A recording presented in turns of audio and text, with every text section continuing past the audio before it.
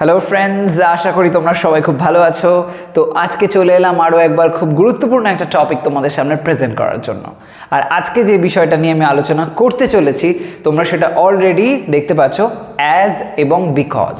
As এবং বিকজের মধ্যে পার্থক্য নিয়ে আজকে আমি আলোচনা করব। তোমরা অনেক ক্ষেত্রেই এই অ্যাজ আর বিকজ ব্যবহারের ক্ষেত্রে কনফিউজ হয়ে যাও, কারণ এই দুটো অনেক সিচুয়েশানে এরকম হয় যে সেম সাউন্ড করে, একই রকমের সেন্স নিয়ে আসে, তাই জন্যই তৈরি হয় কনফিউশন। বিভিন্ন এমন সিচুয়েশান হয় যেখানে মনে হয় যে এখানে আমি অ্যাজ বসাবো নাকি এখানে বিকজ বসাবো, দুটোই তো সেম হয়ে যাচ্ছে, তো সেই জন্য তৈরি হয়ে যায় জটিলতা। সেই সমস্ত কনফিউশন কাটানোর জন্য, সব রকম কমপ্লেক্স সিচুয়েশান থেকে বেরোনোর জন্য আজকে আমি এই অ্যাজ আর বিকজের উপরে ডিটেলসে ডিসকাস করছি। যাবতীয় যত কনফিউশন আছে সমস্ত কিছু আজকে শিওরলি ক্লিয়ার হয়ে যাবে। মন দিয়ে ভিডিওটা দেখো আর যে বিষয়গুলো আমি বলছি খেয়াল করে শোনার চেষ্টা করো। ওকে, তো যাই হোক, আজকে চলো আমরা প্রথমে অ্যাজ আর বিকজ সম্পর্কে একটুখানি বুঝে নিই ব্যাপারটা কি হয়। দেখো, অ্যাজ আর বিকজ, অ্যাজ বলতে কি বোঝায়? সহজ সরল ভাষায় অ্যাজ মানে বোঝানো হয় যেহেতু, আর বিকজ মানে বোঝায় কারণ। কিন্তু এটা অ্যাজের ক্ষেত্রে বিশেষ করে পরিবর্তন হয়, অর্থাৎ অ্যাজ মানে সবসময় যেহেতু হয় না, যার জন্যই তৈরি হয় কিন্তু কনফিউশনটা। তো আজকে আমি সেটাকেই পরপর ক্লিয়ার করছি। দেখো, সবার প্রথমে আমরা অ্যাজের ব্যবহারটা কেমন হয় সেটা বুঝে নিই। তো প্রথমে আমি অ্যাজ নিয়ে ডিসকাস করছি। অ্যাজের ডিসকাশনের ক্ষেত্রে আমরা অ্যাজের তিনটে রূপ দেখব। ওকে, তিনটে রূপ। প্রথমত আমরা অ্যাজকে দেখব এমনভাবে যেখানে অ্যাজ একটা কনজাংশন হিসেবে ব্যবহার হয়, যেটা আমরা খুব ইউজ করে থাকি, অনেক সিচুয়েশানে ইউজ করে থাকি এবং এটার সঙ্গে আমরা নিয়মিত পরিচিত। কনজাংশন সবার প্রথমে অ্যাজ বলতে গেলে কনজাংশন হিসাবেই প্রথমে মাথায় আসে, তাই তো? তো চলো প্রথমে কনজাংশন হিসেবে অ্যাজকে দেখা যাক। যখন অ্যাজ কনজাংশন হচ্ছে, একটা সেন্টেন্সের মধ্যে কনজাংশনের কাজ কি? একটা সেন্টেন্সে যখন কনজাংশন আসে সে দুটো সেন্টেন্সকে বা দুটো ক্লজকে অ্যাকচুয়ালি জুড়তে সাহায্য করে, এইটাই কনজাংশনের কাজ। দুটো হয়তো ছোট ছোট সেন্টেন্স ছিল, সেটাকে জুড়ে একটা সেন্টেন্স করা হলো। এই যে কাজটা হচ্ছে, যে শব্দের মাধ্যমে জুড়ছি আমরা, সেটাই হয় কনজাংশন। তো সেরকমভাবে লিঙ্কার হিসাবে অ্যাজ কাজ করে। অ্যাজ যখন লিঙ্কার হিসেবে কাজ করে, মনে রাখবে সে কমপ্লেক্স সেন্টেন্সের লিঙ্কার হয়, অর্থাৎ জটিল বাক্য। ওকে, তো এবার অ্যাজ এর এক্সাম্পল কেমন হয় চলো একদম সাধারণ একটা এক্সাম্পল প্রথমে দিই। যেহেতু আমরা জানি অ্যাজ বলতে যেহেতু বোঝানো হয়। ওকে, যেহেতু, এই যেহেতু শব্দটাকে মাথায় রেখে আমরা যদি একটা লাইন ভাবি, এরকমভাবে বলা যেতে পারে, যেহেতু বৃষ্টি হচ্ছিল আমি ছাতা নিলাম। যেহেতু বৃষ্টি হচ্ছিল আমি ছাতা নিলাম, এই কথাটা বললাম। এটা যদি এবার ট্রান্সলেট করি কিভাবে হবে? বলা হচ্ছে যেহেতু বৃষ্টি হচ্ছিল, কাজটা চলছিল। কোন সময় চলছিল? পাস্টে চলছিল, তাহলে পাস্ট কন্টিনিউয়াস হবে। তো সেই মতন অ্যাজ যেহেতু বৃষ্টি হচ্ছিল, তো এই সেন্সে অ্যাজ ইট ওয়াজ রেনিং, বৃষ্টি হচ্ছিল।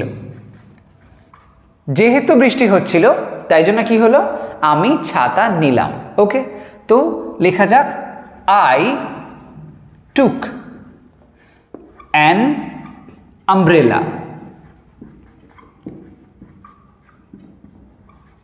I took an umbrella. Okay, as it was raining I took an umbrella. তো এই যে লাইনটা, এটার মধ্যে দেখো অ্যাজ এর যে ব্যবহারটা হলো, ও এখানে জয়েন করতে সাহায্য করছে। দুটো অংশ আছে, দুটো ক্লজ আছে, একটা হচ্ছে ইট ওয়াজ রেনিং আর একটা হলো আই টুক অ্যান আমব্রেলা। এরা এই যে দুটো ডিফারেন্ট ক্লজ, এই দুটোকে জোড়া হলো একটা সেন্টেন্স হয়ে গেল। অ্যাজ এখানে যেহেতু অর্থে ব্যবহার হলো। আরও একটা এক্সাম্পল দেখা যাক যেখানে অ্যাজ যেহেতু হিসেবে ব্যবহার হয়। যেমন ধরো যদি বলি যে যেহেতু তুমি আমায় বললে, বা আচ্ছা আগেরটা আমরা পাস্ট টেন্সে করলাম, এবার চলো প্রেজেন্টে করি। যেহেতু তুমি আমায় বলো আমি তোমার কথা শুনি। ওকে, যেহেতু তুমি আমায় বলো আমি তোমার কথা শুনি, এরকমভাবে একটা লাইন বললাম। তো লেখা যাক, যেহেতু তুমি আমায় বলো। তো অ্যাজ ইউ টেল মি, যেহেতু তুমি আমায় বলো তাই কি হয়? আমি তোমার কথা শুনি। As you tell me I listen to you. যেহেতু তুমি আমায় বলো আমি তোমার কথা শুনি বা আমি তোমায় শুনি। As you tell me I listen to you. এই কথাটার মধ্যেও আমরা অ্যাজের যে ব্যবহারটা সুটেবলভাবে এখানে দেখতে পাচ্ছি। অ্যাজটা এখানে যেহেতু সেন্সে ব্যবহার হয়েছে। এবার অ্যাজের এমন একটা ব্যবহার দেখা যাক যেখানে অ্যাজ যেহেতু অর্থে হয় না। অ্যাজকে আমরা যেহেতু অর্থ ছাড়াও এমন সেন্সেও দেখতে পাই যখন দেখা যায় যে দুটো ঘটনা একই সময়কালে সম্পন্ন হয়। কিছুটা বলতে পারো যখন যেরকম অর্থে আমরা বলে থাকি, ওয়েন যেরকম অর্থে ব্যবহার করে থাকি, সেরকম ধরনের সেন্সে অ্যাজেরও ব্যবহার হয়ে থাকে। যখন দুটো ঘটনা একই সময়কালের মধ্যে সম্পন্ন হয় সেরকম সেন্সটা বোঝানোর হলে তখন সেক্ষেত্রে অ্যাজ ব্যবহার করা হয়ে থাকে। এরকম একটা এক্সাম্পল তোমাদের সামনে এখন আমি দিচ্ছি। এই লাইনটা দেখো, ধরো যদি বলা হয় যে আমি যে সময় পড়ছিলাম তখন কারেন্ট চলে গেল, বা তখন লাইট চলে গেল, এরকমভাবে বললাম। আমি যে সময় পড়ছিলাম তখন লাইট চলে গেল, এই যে কথাটা বললাম, এক সময় হয়েছে, আমার পড়ার কাজটা চলছিল, সেই সময়তেই লাইটটা চলে গেল, তো দুটো সেম টাইমে হচ্ছে। তো সেই অর্থে আমরা লাইনটা যদি লিখি, যে সময় আমি পড়ছিলাম, তো অ্যাজ আই ওয়াজ রিডিং, যে সময় আমি পড়ছিলাম সে সময় কি হলো, লাইটটা চলে গেল, লাইট চলে গেল। সিম্পল পাস্ট টেন্সে বলা হচ্ছে। তো দ্য লাইটস আলো কি হলো, চলে গেল, went out, the lights went out. এখানে তোমরা হয়তো অনেকে ভাবছো লাইটস ওয়েন্ট অফ হতে পারতো, ওয়েন্ট আউট কেন হলো?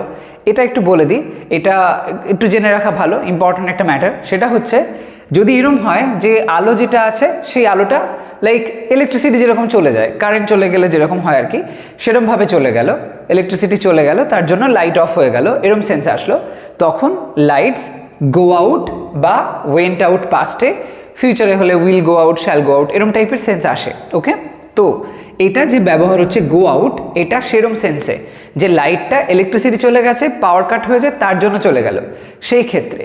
এবার যদি এরম হয় তুমি তোমার ঘরের লাইটটা সুইচ অফ করে দিলে, এরম যদি হয় তাহলে যেহেতু সুইচটা তুমি অফ করছো, এখানে তোমার কানেকশন আসছে সরাসরি, সেই সেন্সে তখন বলতে হবে কিন্তু গো অফ।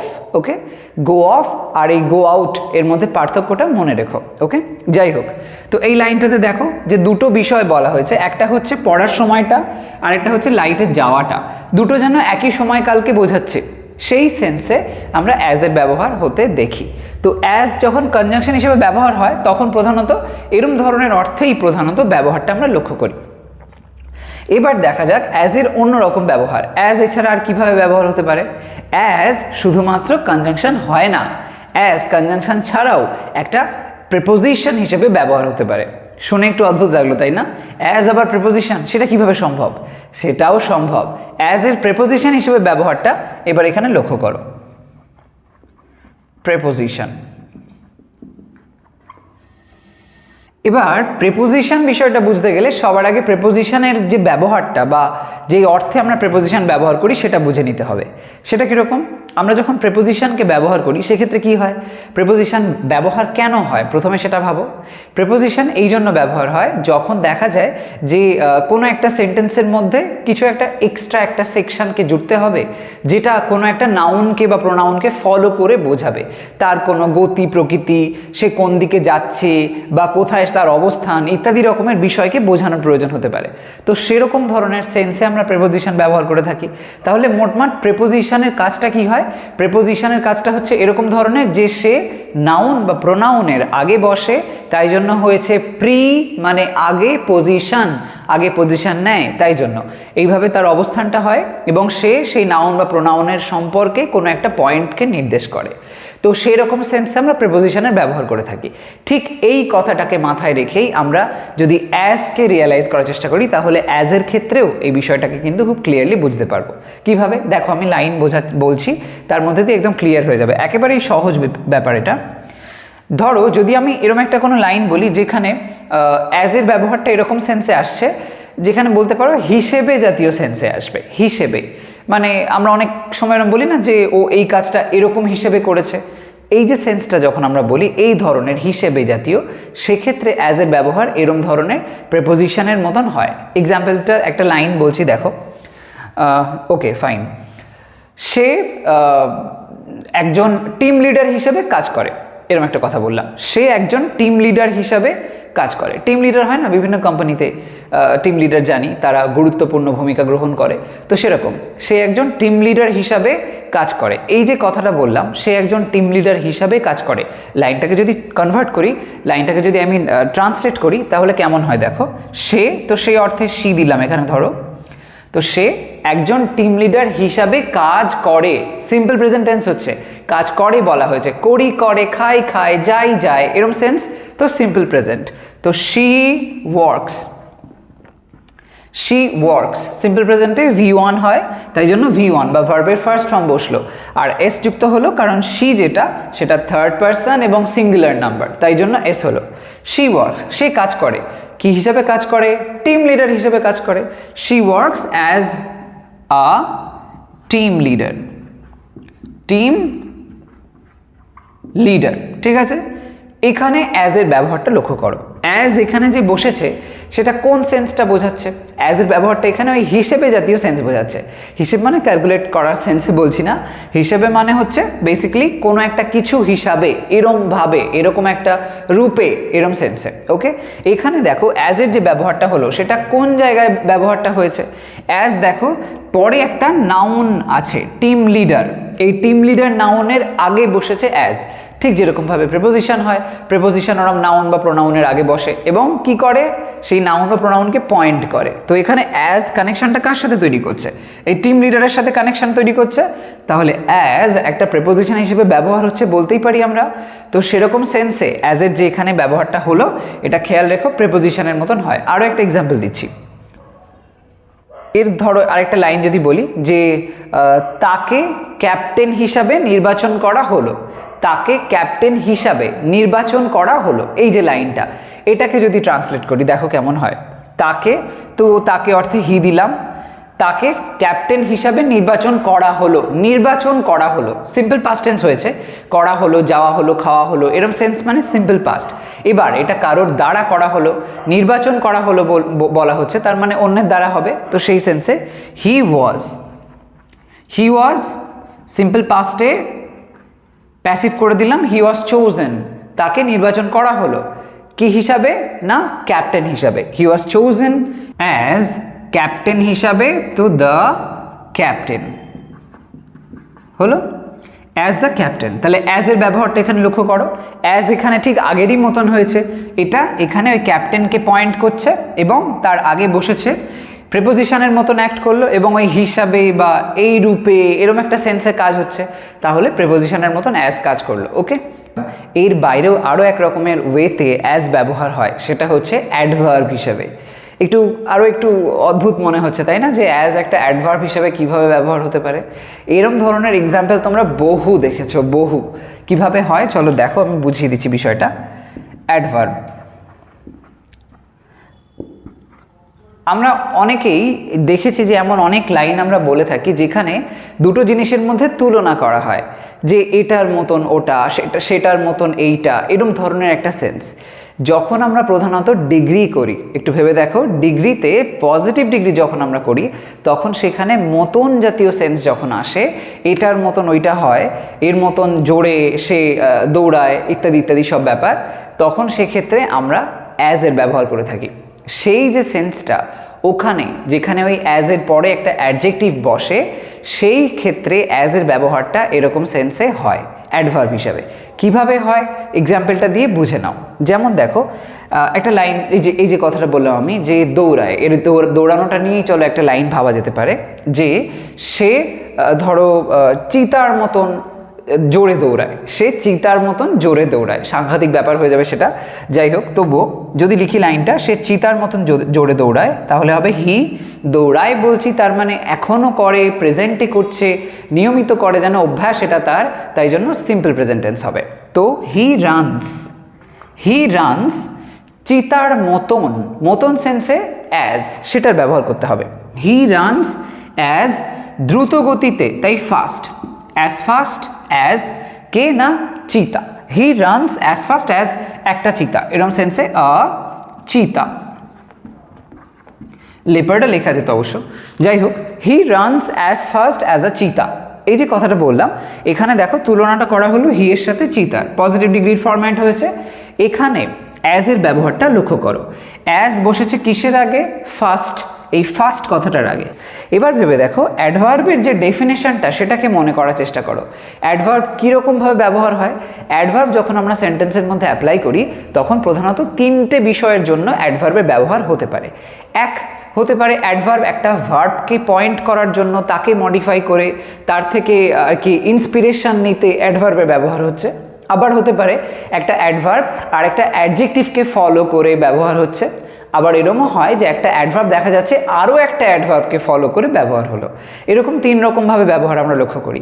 এখানে দেখো যে অ্যাডভার্ব অ্যাজটা ব্যবহার হয়েছে, এই অ্যাজ অ্যাকচুয়ালি, আচ্ছা প্রথমে ধরো অ্যাডভার্বকে ভাবলামই না, প্রথমে সিম্পলি আমরা অ্যাজকে অ্যাজ হিসেবেই চিনছি, এটার কি টাইপ এসব নিয়ে ভাবতে হবে না। তো এই অ্যাজের যে ব্যবহারটা হচ্ছে সে কাকে পয়েন্ট করছে? এই অ্যাজটা পয়েন্ট করছে ফার্স্টকে, রাইট? ফার্স্টকে পয়েন্ট করছে, আর তাহলে আমরা বলতে পারি অ্যাজ এখানে অ্যাডভার্ব হিসাবে কাজ করছে। ওকে, তাহলে যখন এরম ধরনের ডিগ্রির ফরম্যাট লিখবে, মানে পজিটিভ ডিগ্রির ফরম্যাট, মনে রাখবে সেখানে অ্যাজের ব্যবহারটা অ্যাডভার্ব হিসাবে হচ্ছে। আরও একটা এক্সাম্পল দেওয়া যাক, এরম ধরনের লাইনের সঙ্গে আমরা অনেকেই পরিচিত। আচ্ছা, একদম সহজ একটা লাইন বলছি, সে তার ভাইয়ের মতন লম্বা, সে তার ভাইয়ের মতন লম্বা। তো কম্পেয়ারটা করা হচ্ছে, লেখা যাক শি ইজ, সে হয়, কি হয়? লম্বা। She is as tall as her brother, সে তার ভাইয়ের মতন লম্বা।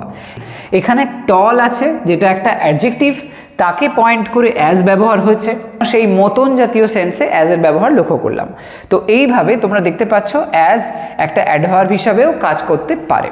তাহলে দেখলাম অ্যাজ একটা অ্যাডভার্ব হিসাবে, প্রেপোজিশন হিসেবে এবং কনজাংশন হিসেবে ব্যবহার হয়ে থাকে। ঠিক আছে, এবার চলো দেখে নেওয়া যাক বিকজের ক্ষেত্রে কি বিষয় আছে। অ্যাজের এই তিনটে পয়েন্টকে মাথায় রাখতে হবে, যখন অ্যাজ আমরা লিখি এই তিনটে বিষয় কিন্তু বারবার আসে। এবার আমরা যদি বিকজকে নিয়ে ভাবি, বিকজের ক্ষেত্রে কোন পার্থক্যটা এখানে আমরা ফাইন্ড আউট করতে পারি, চলো দেখা যাক।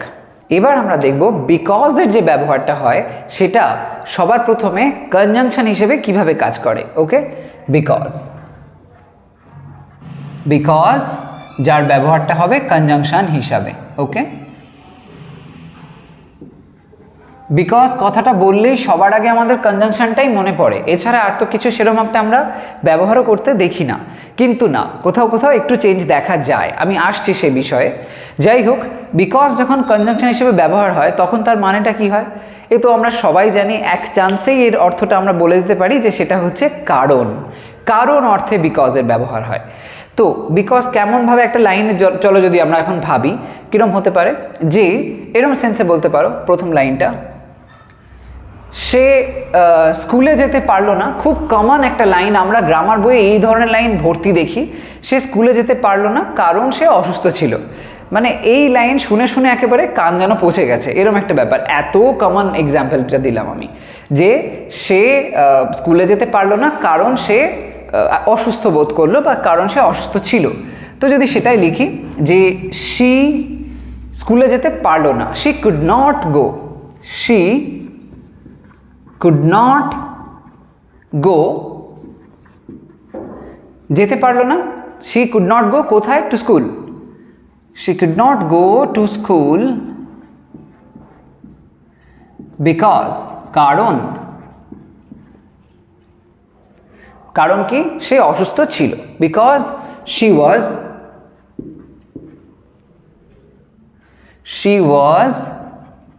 sick, কারণ সে অসুস্থ ছিল। she could not go to school because she was sick, সে অসুস্থ ছিল। এখানে এই অসুস্থ থাকার বিষয়টা কারণ হিসেবে বলা হচ্ছে, যেটা একটা খুব বড় কারণ এবং একমাত্র এই কারণের জন্যই সে কিন্তু স্কুলে যেতে পারেনি। এই বিষয়টাই তোমাদের বুঝতে হবে। এখানে যে কথাটা বললাম, তার স্কুলে না যাওয়ার পিছনে কিন্তু অন্য কোনো কারণ ছিল না। কারণ যেটা ছিল সেটা ছিল তার অসুস্থ হওয়াটা, অর্থাৎ ডিরেক্ট রিজন, সরাসরি কারণ হচ্ছে। অ্যাজ এবং বিকজের ব্যবহারের ক্ষেত্রে অনেকটাই সিমিলার সেন্স থাকলেও যখন অ্যাজ যেহেতু অর্থে ব্যবহার হয় সেই সেন্সটার সঙ্গে এই ধরনের সেন্সটা অনেকটাই মিলে যায়, কিন্তু পার্থক্য এইটাই হয় যে অ্যাজের ক্ষেত্রে যতটা পাওয়ার থাকে একটা কারণ বোঝানোর জন্য, বিকজ তার থেকে অনেক বেশি পাওয়ার শো করে কারণটা বোঝাতে। বিকজের ক্ষেত্রে ডিরেক্ট রিজন হয়। ডিরেক্ট রিজন অর্থাৎ যে জিনিসটা যেটাকে কারণ বলছো সেটা সরাসরি ওটাই কারণ হবে, এছাড়া অন্য কিছু নয়, ওইটার জন্যই হয়নি। যদি এমন হয় যে ওটা ছাড়াও অন্যান্য অনেক কারণ থাকতে পারে কিন্তু তার মধ্যে একটা কারণ এখানে বলা হলো, এরকম ক্ষেত্রে অ্যাজ হতে পারে, তখন অ্যাজ যদি ইউজ করো তাতে খুব একটা অসুবিধা নেই। কিন্তু যদি সরাসরি কারণ বোঝানো হয় যে এটাই একমাত্র কারণ, এর জন্যই এমনটা হলো, তখন সেক্ষেত্রে বিকজকে ব্যবহার করতে হবে। তাহলে সহজ ভাষায় বলতে গেলে বিষয়টা এরকম দাঁড়াচ্ছে, যখন অনেক জোর দেওয়া ব্যাপার আসবে, অনেক বেশি শক্তিশালী বিষয় আসবে, সেক্ষেত্রে আমরা কারণ অর্থে বিকজের ব্যবহার করব। আর যখন দেখা গেল একটু কম জোর হবে, এছাড়া অন্যান্য আরও কারণ থাকতেও পারে, এরকম সেন্স বোঝা যাবে, তখন সেক্ষেত্রে অ্যাজ ব্যবহার করব। তবে হ্যাঁ, এক্সামে যখন তোমরা আর কি মানে লেখালেখি করছো, সেক্ষেত্রে যদি আগে অনেকটা লাইন লিখে থাকো, তার পরিপ্রেক্ষিতে কোনো একটা লাইন লিখছো, তাহলে এটা বোঝার সুবিধা হতে পারে যে এখানে পাওয়ারফুল পয়েন্ট হচ্ছে নাকি কম পাওয়ারফুল হচ্ছে, আমি এখানে অ্যাজ দেবো নাকি বিকজ দেবো। কিন্তু যদি হঠাৎ করে একটা গ্রামারে হয়তো তোমরা কোথাও কিছু করছো, গ্রামারে কোনো একটা এরকম জয়েন করতে দিয়েছে বা কিছু, তখন তো তোর আগে পিছু কোনো লাইন থাকবে না, একটা জাস্ট দুটো লাইন বলে দিয়েছে, সেটাকে তোমায় জয়েন করতে হবে। তখন সেক্ষেত্রে অ্যাজ বা বিকজ দুটো করলেই কারেক্ট হতে পারে, ডিপেন্ড করবে। যাই হোক, তবে ম্যাক্সিমাম ক্ষেত্রে কারেক্ট হয়ে যায়। তো সেরকমভাবে বিষয়টাকে বুঝলে হবে না, এটাকে এরকমভাবে বুঝতে হবে যে আগে আমি আরও কয়েকটা লাইন লিখেছি, আরও কিছু বিষয় বলা আছে, ব্যাকগ্রাউন্ডের স্টোরিটা আমার জানা আছে, সেই পয়েন্ট থেকে আমি জাজ করছি অ্যাজ বলবো নাকি বিকজ বলবো, অ্যাজ লিখলে ঠিক হবে নাকি বিকজ লিখলে ঠিক হবে। তখন এটা বুঝতে হবে যেটা সরাসরি কারণ বোঝাবে, যেটা বেশি পাওয়ারফুল কারণ বোঝাবে, এরম সেন্স আসলে সেখানে অ্যাজ লেখাটা যুক্তিসম্পন্ন নয়, সেখানে আমি যদি ব্যবহার করি বিকজ, সেটা বেশি কারেক্ট হবে। ওকে, এরম আরও একটা এক্সাম্পল দিচ্ছি, দেখো। ধরো যদি এবার বিকজটা আমরা প্রথমে বসাই, বিকজ যে সবসময় মাঝখানে বসবে এরম কিন্তু নয়, আমরা ফার্স্টে দিয়েও লাইন লিখতে পারি। তো যদি এরম একটা বলি যে কারণ সে ইচ্ছুক নয়, সেই কারণে সে যাবে না। ওকে, সে ইচ্ছুক নয় সেই জন্য সে যাবে না, না যাওয়ার কারণটা কি, তার ইচ্ছে নেই। একদম সহজ সরল ভাষায় এটাই প্রধান কারণ, ইচ্ছে নেই তো যাবে কেন, এরকম সেন্সে। তো যদি আমরা লাইনটা এরমভাবে লিখি, প্রথমে বিকজ দিয়ে দিই, কোনো অসুবিধা নেই, এরমভাবেও লেখা যায় এবং সেটাও যথেষ্ট স্ট্যান্ডার্ড। ওকে, কারণ সে ইচ্ছুক নয়, because she is not willing, because she is not willing, কারণ সে ইচ্ছুক নয়, তাই কি she will not go, okay, because she is not willing, she will not go। ঠিক আছে, বিষয়টা একদম এখানে বোঝানো হচ্ছে এরমভাবে, জানো যে এটা ডিরেক্ট রিজন।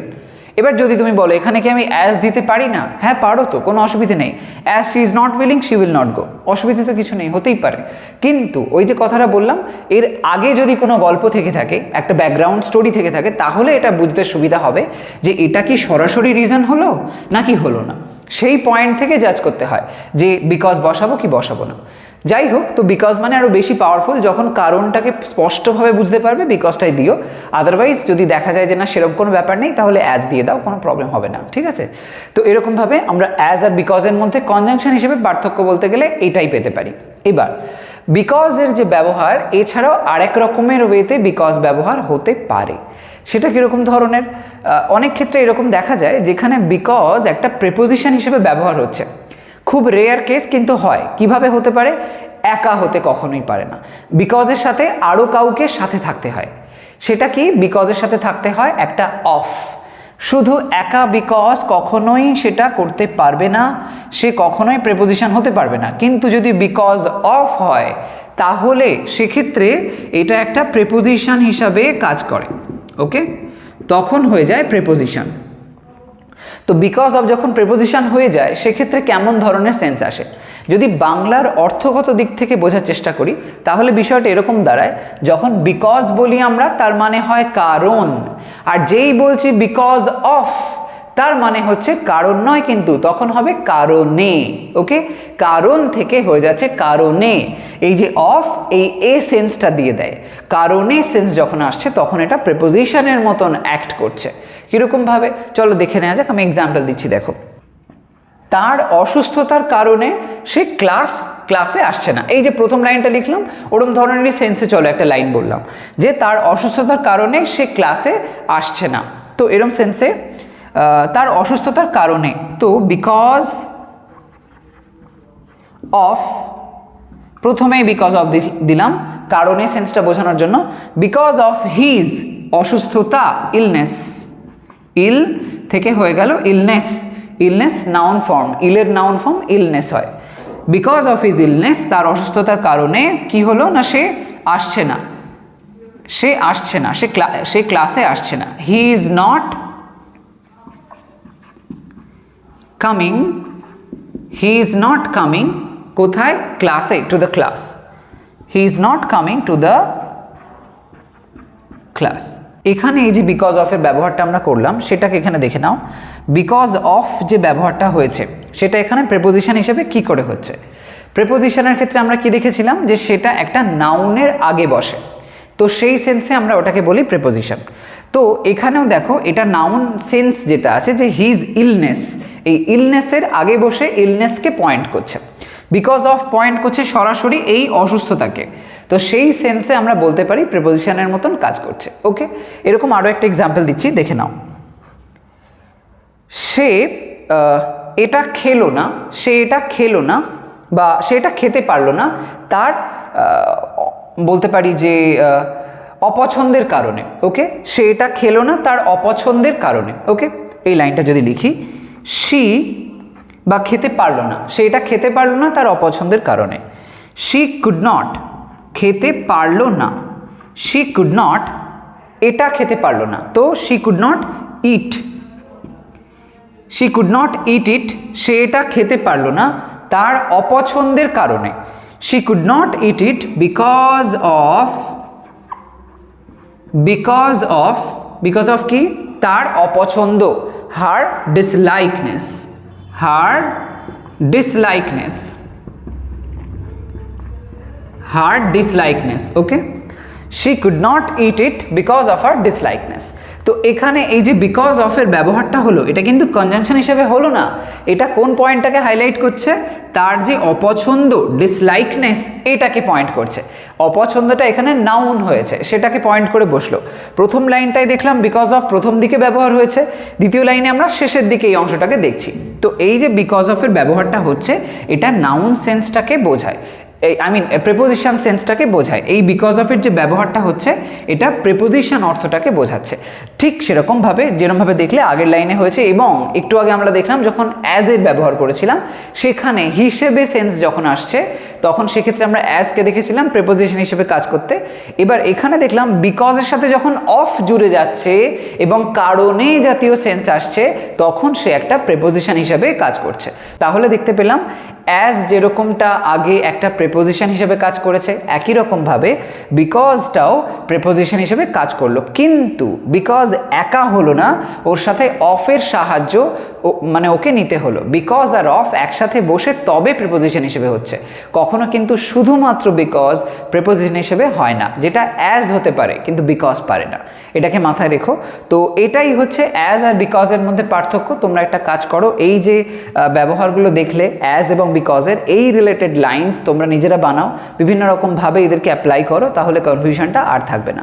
স্টিল যদি এখনও কোথাও তোমাদের কনফিউশন ফিল হয়ে থাকে কমেন্ট সেকশনে জানাতে ভুলো না, আমি ডেফিনেটলি সেটা ক্লিয়ার করে দেবো। তো আজ তবে আসি, তোমরা সবাই ভালো থাকো, সুস্থ থাকো। নেক্সট ভিডিওতে আসছি আরও একটা ইন্টারেস্টিং কনসেপ্ট তোমাদের সামনে প্রেজেন্ট করার জন্য। বাই।